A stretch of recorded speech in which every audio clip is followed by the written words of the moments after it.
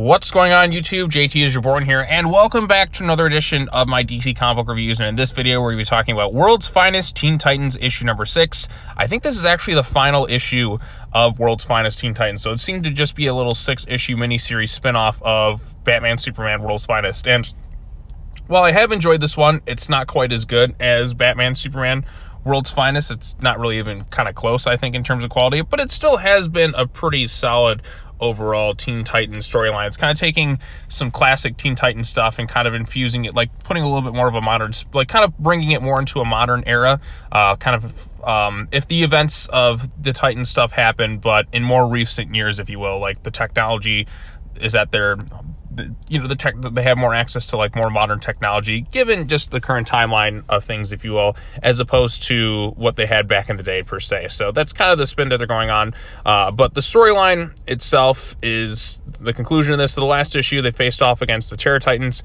They got beat down pretty badly. And then there's a lot of trust issues going on with all of them. And then Dick Grayson revealed himself to the team, kind of as a means to kind of really form this team into a strong bond, if you will, because he's Robin at the time. He's not Nightwing. He's less experienced, but this is kind of the building blocks of a foundation of what would inevitably help make him one of the most well-liked and trusted characters within all of DC Comics. Superman's number one, and then you could probably, like, in terms of the main DC Universe characters that people will generally look up to when things are down, you look up to Superman and you look up to Nightwing. Those are two that people can fully put their trust in for the most part. So that's kind of the foundation of that. But anyway, so it's them. They have the means to kind of work together. They face off against the Terror Titans, and eventually, like, they become a team. Their planning gets better, and they are able to stop them and send this one guy who was on their team initially, but he went a little bit too far packing, and that's pretty much the main crux of it. It's kind of easily done. There's a few moments here that are taking some of the stuff that's been building up, like Roy's issues with Ollie at the forefront, because he has kind of one moment where he thanks him. He's like, "You're my ward, I trust you."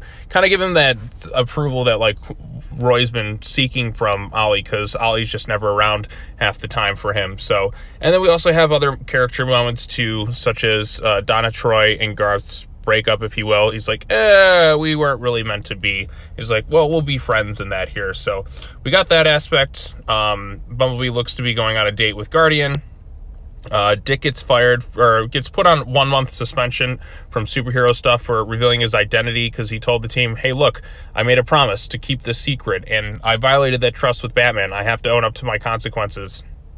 But in a way, Batman he's upset with him, but he's also understands that he did it to save lives, and so in a way, he's kind of proud of him. So he has to punish him because he did break the rules. He can't just let that slide, but he is giving him a month, and he understands that, hey, ultimately you did do this to save lives, so I respect you had to make a tough choice, but you still broke the rules, but I understand what you had to do. So that aspect of it I liked. And then the Titans all come together. Let's go, let's party. So they're more of a bonded unit than they ever were before. This is kind of like what really cemented them as a team in this current iteration of the story, per se. So I did enjoy it overall. There's some really great looking artwork sprinkled in throughout it. Definitely feels a bit more of a throwback in terms of the colors and the style it's going for. It doesn't feel, there's something about it that feels kind of like classic, if you will. So is this the strongest Titan story I've read? No, not per se, but in terms of like reading modern Teen Titans related stuff, this is one that I've probably enjoyed the most,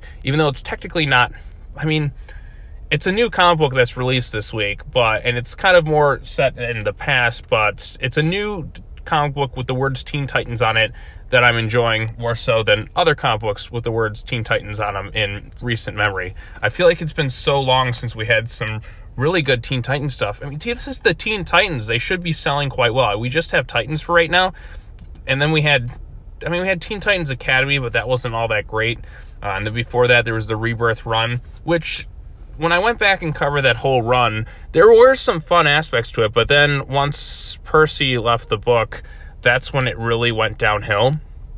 And boy, did it go downhill. Just sometimes thinking about that run. I'm thankful where we're at now in DC Comics in some ways, because there was a dark period for the past few years when that run was going on, where just everything was just off. Like, this was like post-Rebirth era. It was a rough period. So we're in a much better state than we were before.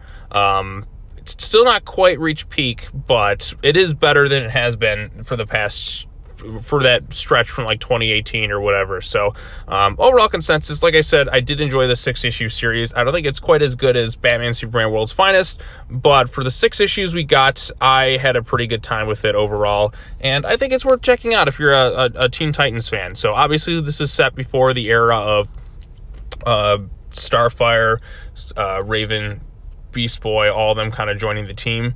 So if you want something that's set before that and you want something that's kind of fun, this is the comic book for you. So yeah, I think that's all I really have to say about this particular issue. I enjoyed covering it for the past couple of months. Sad to kind of see it go, per se. I wouldn't mind more continued series with this roster if Wade's writing it, but I also kind of want a modern Teen Titans team, one that's actually really good, because it's been so long since we had a good Teen Titans comic book. DC has to relaunch it again at some point. I mean, the Teen Titans, that's a pretty like big IP for them. So at some point we have to get a good Teen Titans book.